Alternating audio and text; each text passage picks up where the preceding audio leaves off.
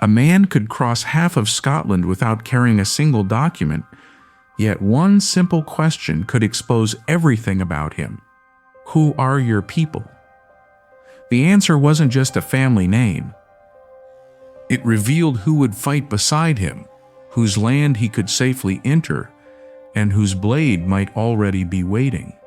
In medieval Scotland, belonging to the wrong clan could decide whether you were welcomed as kin or hunted as an enemy. That forgotten world still survives in millions of surnames scattered across North America, Australia, New Zealand, and beyond. People proudly wear tartans, display clan crests, and trace family trees, believing they've uncovered their Scottish roots. But the truth is far more complicated and much more fascinating. Some surnames point directly to ancient Highland clans. Others belong to families that changed allegiance. Many ancestors adopted completely different names to survive war, political persecution, or economic hardship. The deeper historians dig into Scotland's past, the more mysterious the clan system becomes. Yet, every mystery begins with one question. Which Scottish clan did your family really belong to? To answer that, we have to travel back to a Scotland that looked nothing like the modern nation we know to today. Centuries before Scotland became a unified kingdom, the Highlands were divided into territories ruled by powerful clan chiefs. Mountains separated communities. Deep glens isolated villages. Rivers, forests, and rugged coastlines shaped everyday life. Loyalty wasn't given to a distant government, it belonged to the chief whose lands protected your family. A clan was much more than a surname. It was a military alliance, a legal system, an extended family, and often an entire way of life.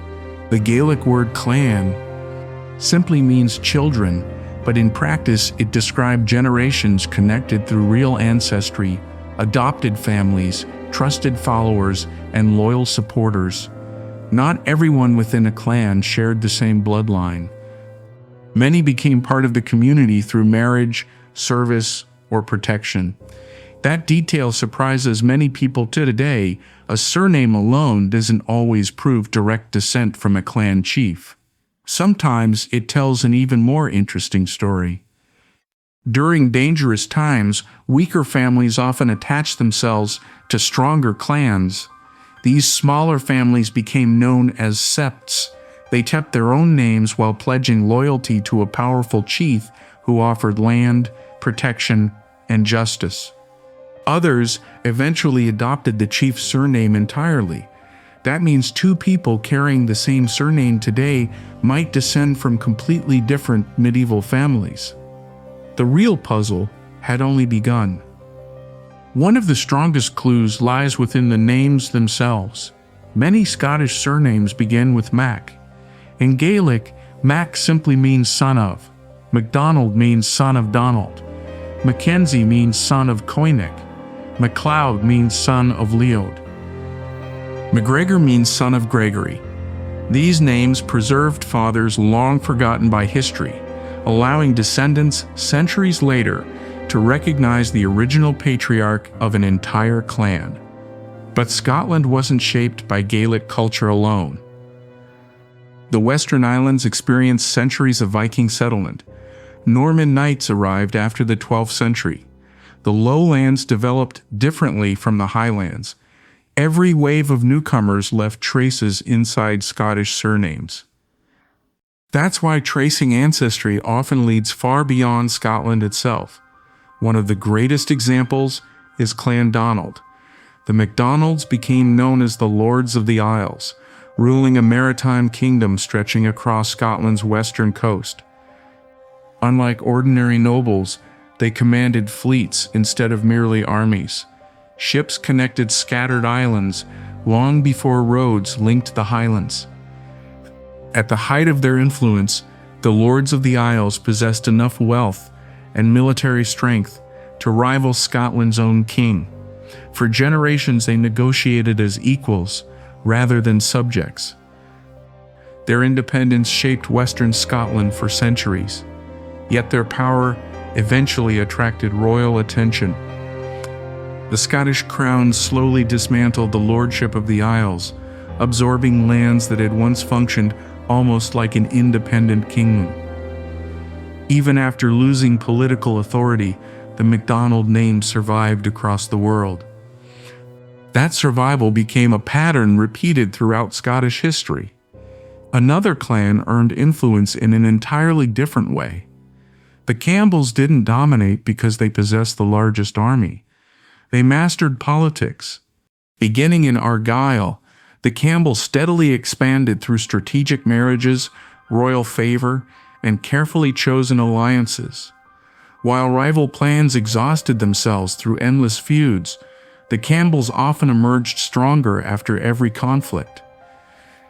Many historians consider them the most politically successful clan Scotland ever produced. Success, however, came with consequences. Their role in the massacre of Glencoe in 1692 permanently stained the Campbell reputation. Government troops, including members connected to Clan Campbell, accepted Highland hospitality from Clan MacDonald before carrying out orders to attack their hosts. In Highland culture, hospitality was sacred. Breaking that trust shocked Scotland. Even today, Glencoe remains one of the nation's most emotional historical memories. But that's only one chapter in the Campbell story. No clan's history can be reduced to a single event. Far to the north, another family built its identity around both history and legend. Clan MacLeod established its power on the Isle of Skye, where Dunvegan Castle still overlooks the sea after more than 700 years. According to tradition, the MacLeods descend from Leod, whose ancestry reflected both Norse and Gaelic heritage. The clan possesses one of Scotland's most famous relics, the fairy flag. Folklore claims the ancient banner could be unfurled only a limited number of times, each bringing miraculous protection during moments of desperate need. Whether the legend is literally true almost misses the point. Stories like these strengthen clan identity. They reminded every generation that their ancestors belonged to something greater than themselves. History and mythology became inseparable. Elsewhere, Clan Fraser earned fame through extraordinary loyalty. During the Jacobite Rising of 1745, many Frasers supported Bonnie Prince Charlie's attempt to restore the Stewart monarchy. The rebellion ended at Culloden. The battle lasted less than an hour. Its consequences lasted centuries. Government forces crushed the Jacobite army. Highland weapons were confiscated. Traditional dress faced restrictions. Clan authority rapidly declined. Entire communities experienced dramatic change. For families carrying the Fraser name, Culloden became more than military defeat. It marked the end of an entire era. Yet not every influential clan came from the Highlands. The Douglas family rose to prominence in Scotland's lowlands, becoming one of the kingdom's greatest noble houses. Their story intertwines with Scotland's struggle for independence. Sir James Douglas fought beside Robert the Bruce during the wars against England. After Bruce died, Douglas carried the king's embalmed heart toward the Holy Land, honoring his final wish before losing his own life in battle. Whether every legendary detail occurred exactly as later chroniclers described, the story transformed James Douglas into one of Scotland's enduring heroes. Sometimes history becomes powerful precisely because people choose to remember it. The Stewart family demonstrates how dramatically fortune can change. Originally, Stewart described an occupation. The High Steward managed the royal household. Over time, the office became hereditary. Eventually, the Stewarts married into Scotland's royal family. Their descendants inherited the throne. Later, they ruled not only Scotland but England and Ireland as well. Very few surnames have traveled such an extraordinary path, from royal servant to royal bloodline. That transformation reshaped British history for generations.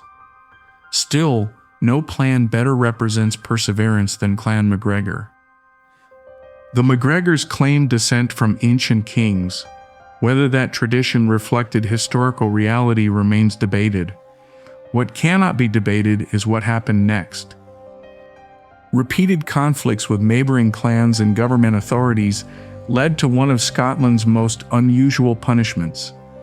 The MacGregor name itself became illegal. Families could no longer publicly use their own surname. Many adopted entirely different identities. Others secretly preserved family traditions while pretending to belong elsewhere. Imagine living in a society where your own last name made you an outlaw. For generations, that was reality. When the prohibition finally ended, descendants proudly reclaimed the MacGregor name. Instead of disappearing, the clan became a symbol of resilience. Yet another mystery continues confusing genealogists today. Many people assume wearing a clan tartan automatically proves direct ancestry. Historically, things weren't so simple. Before the 19th century, tartans often reflected regional weaving traditions rather than rigid clan ownership. The Victorian fascination with Highland culture dramatically expanded the connection between tartans and specific clans. Royal enthusiasm, especially during Queen Victoria's reign, encouraged romantic ideas about Scotland that remain popular today. Some traditions are ancient, others are surprisingly modern. Knowing the difference helps separate history from myth. The same is true for clan crests. Strictly speaking, the crest belonged to the chief, not every member of the clan. Followers wore the chief's crest surrounded by a strap and buckle as a symbol of loyalty rather than ownership. It's a subtle distinction, yet it reveals how carefully Highland society organized authority. Every symbol carried meaning. Every tradition reinforced identity. Then came one of the greatest turning points in Scottish history: the Highland clearances. Beginning in the late 18th century and continuing into the 19th, thousands of Highland families were forced from ancestral lands. Traditional farming communities disappeared. Villages emptied. Homes were abandoned. Some families moved to Scottish cities. Others boarded ships bound for Canada, of America, Australia, and New Zealand carried little with them: a Bible, perhaps an old family story. Most importantly, they carried their surnames. Those names crossed oceans. Today, millions of people around the world share Scottish ancestry because of those migrations. Some descendants can trace their line directly to a famous clan. Others discover connections through sept relationships. Many uncover entirely unexpected stories involving Vikings, Norman knights, Gallic chiefs, or forgotten Highland villages. Modern DNA testing has opened exciting new possibilities, but it cannot replace traditional genealogy. Historical records remain essential. Church registers, land documents, military records, birth certificates, old letters. Every discovery adds another piece to a puzzle stretching back hundreds of years. Sometimes researchers uncover exactly what they hope to find.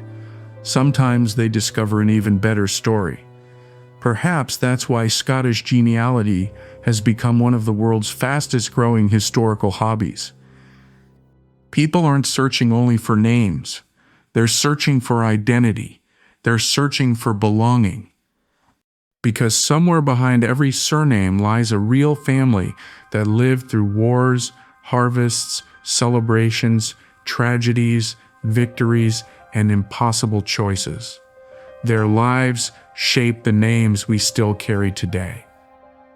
So which Scottish clan did your family belong to? The honest answer is that no single website, tartan, or family legend can tell you with complete certainty. A surname is only the beginning. The real story waits inside forgotten records, ruined castles, weathered gravestones, and generations of memories passed from one family to the next.